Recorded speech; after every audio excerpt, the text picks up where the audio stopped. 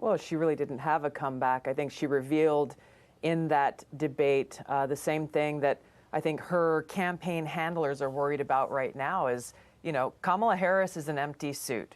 They are trying to create this new version of Kamala Harris to match what their pollsters are telling them so she can say whatever she needs to say to try to win over voters, which is the most offensive thing, I think, because they think we're so stupid as to forget what her record actually is. And so, you know, in 2019, very simply, I confronted her with her hypocrisy, how what she said was very different than what she actually did. And she had no answer for it. She had no explanation. She didn't even try to own or justify what her actions were.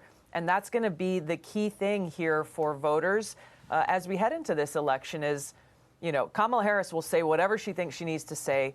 We have to pay attention to her actions because on every single major issue, you will see that same kind of hypocrisy that I pointed out in 2019, where she'll say one thing, but her record tells a very, very different story. Well, she's got 3.5 weeks to straighten it out because that's when the debate is on September 10th. Here's another issue that you're talking about here, Axios. When she was running for president in 2019, she was for decriminalizing illegal border crossings. No more, she has backed off. And that's just one of the issues now, okay? And here is Harris in her own words on border policies. I'm not in favor of decriminalizing or not having consequence for. We have to keep. Let me just be very clear. We have to have a secure border. But I am in favor of saying that we're not going to treat people who are undocumented and cross the border as criminal. We've got to critically re-examine ICE and its role and the way that it is being administered and the work it is doing. And we need to probably think about starting from scratch. I want to know, when you become president, would you be committing to close immigration detention centers? Absolutely, on day one. On day one. You need to do a 180 on all of this now, Tulsi. And the only way you can effectively do it is if you have the media in your back pocket.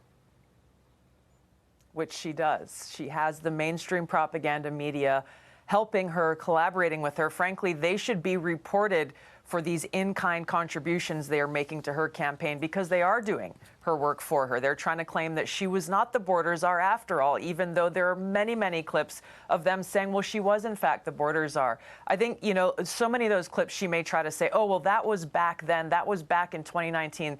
The problem that she has to reckon with is the fact that her actions, her positions, and lack of action and failures for that matter as vice president match very directly with what she was saying in 2019.